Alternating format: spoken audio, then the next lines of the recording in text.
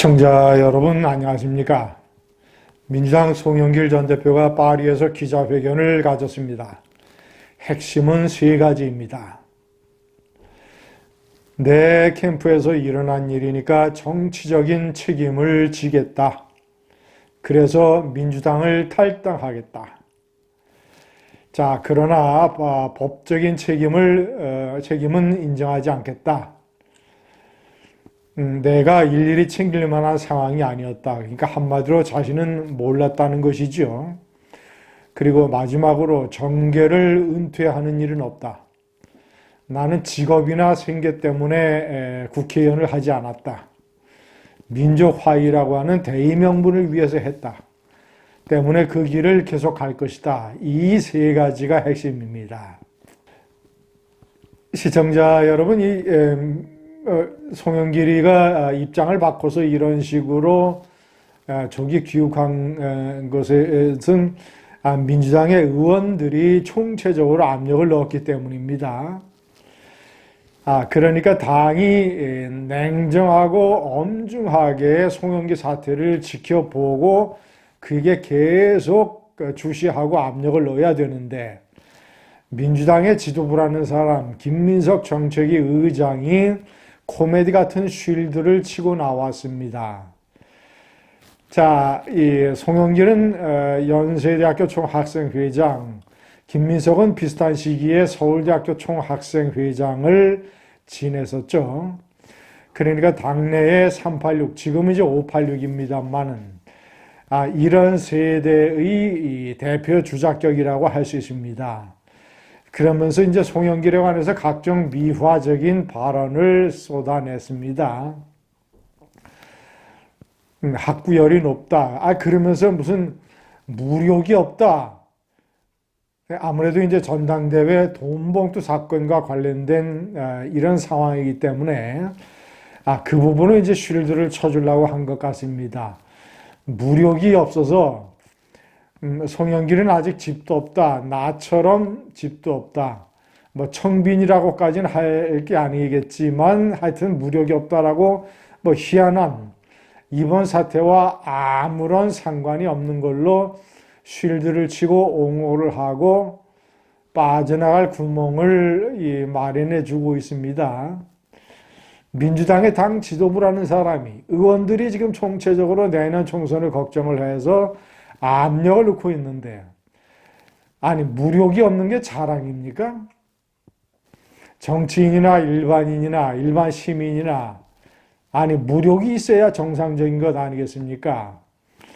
국회의원을 5번이나 하고 인천시장을 1번을 지낸 사람이 아직까지도 집이 한 채 없다고 합니다. 송영길. 재산 신고는 6억 4천만 원 정도? 24평짜리 집에서 제 세를 살고 있다고 알려지고 있습니다. 이게 무슨 자랑입니까? 이게 김민석이가 국민들 앞에서 송영길을 칭찬할 일입니까? 또 자신도 자신처럼 무력이 없다. 김민석이는 마이너스 6억 정도의 재산으로 이 재산 순위 꼴찌에서 2번째입니다. 마이너스 6억, 빚이 많고, 이게 자랑입니까?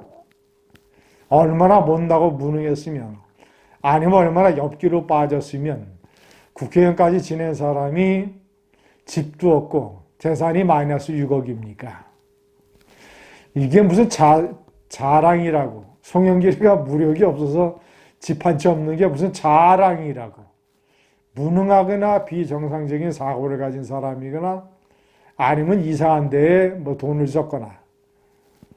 어쨌거나 시청자 여러분, 그런데 제가 오늘 다시 한번 강조하고 싶은 것은 전당대회 돈봉투 사건도 진보 야당으로서 끔찍한 일이지만 송영길이가 우리 국가와 민족, 국민 앞에 지은 죄과 중에서 가장 큰 것은 북한의 핵개발을 옹호하고 친북주의 발언을 하고, 그것도 국회에 외통위원장을 지낸 사람이, 그리고 사드 관련해서 의원들을 데리고 가장 민감한 시기에 박 대통령이 탄핵 소추당했을 때 중국에 찾아가서 중국의 왕이 외교부장에게 사실상 굽신굽신거리면서 사드에 관련해서 중국의 입장을 옹호시켜주는 이런 식의 행보를 저지른 사대주의적인 이런 언행을 저지른 것이 국가와 국민에게 가장 큰 죄를 진 것이다.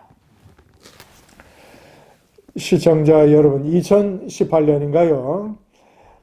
워싱턴 주미 한국대사관 국정감사에서 송영길 의원이 한 이 발언을 한번 들어보십시오. 기가 막혀서 정말이지 말이 안 나옵니다. 북한은 핵무기를 개발한 뒤로 재래식 군비를 절감해 경제가 좋아지고 있다. 북한은 행복한 나라를 만들겠다는 가족주의적인 나라. 중동은 알라신한테 가려는 사람들인데 북한은 죽어서 하늘나라 가겠다는 사람이 없다. 김일성 수령을 유사종교처럼 떠받드는 것은 맞지만 부러움 없이 살고 싶다. 가장 행복한 나라를 만들겠다는 유교 사회주의적인, 어떻게 보면 가족주의적인 나라다.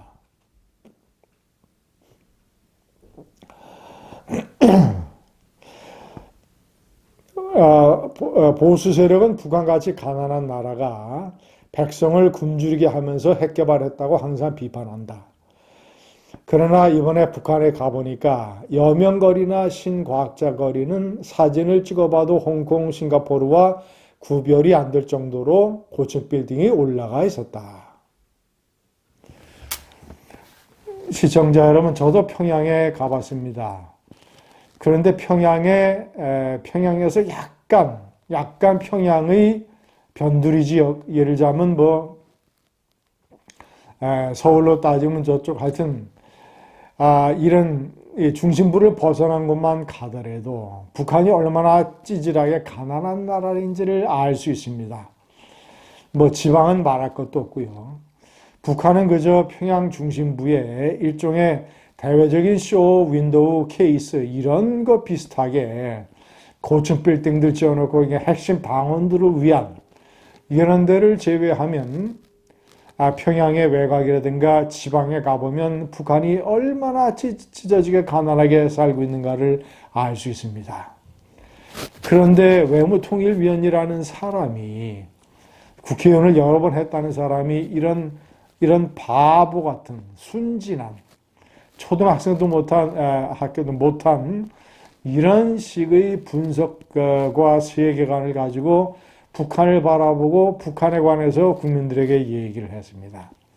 핵개발을 옹호하는 논리를 들어보면 이것은 정치 외교학의 초자도 모르는, 정말이지 국제정치학의 1도 모르는 이런 사람이 국회 외통위원장까지 맡았습니다.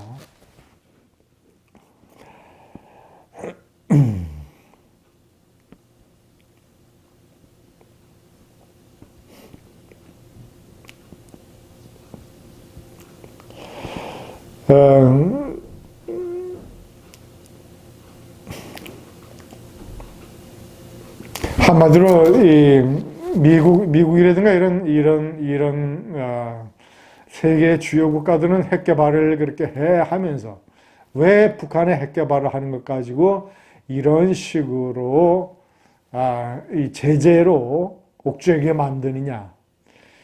당신들은 핵을 개발하면서 왜 북한의 핵개발은 그런 식으로 제재하느냐는 이런 어린아이도 요새는 그냥 어린아이 같은 이런 논리로 북한의 핵개발을 여러 차례 옹호를 했습니다.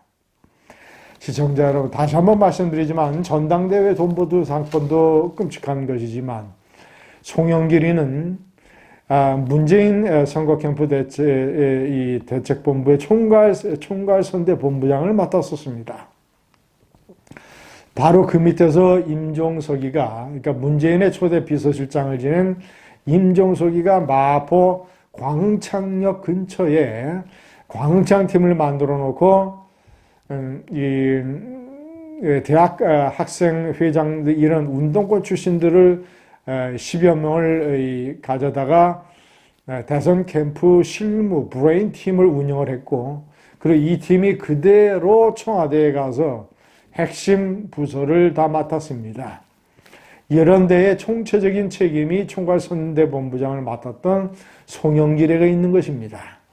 송영길은 문재인의 나라 망치기의 1등 주역이기도 합니다.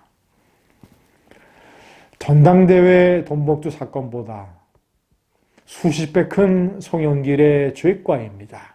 감사합니다.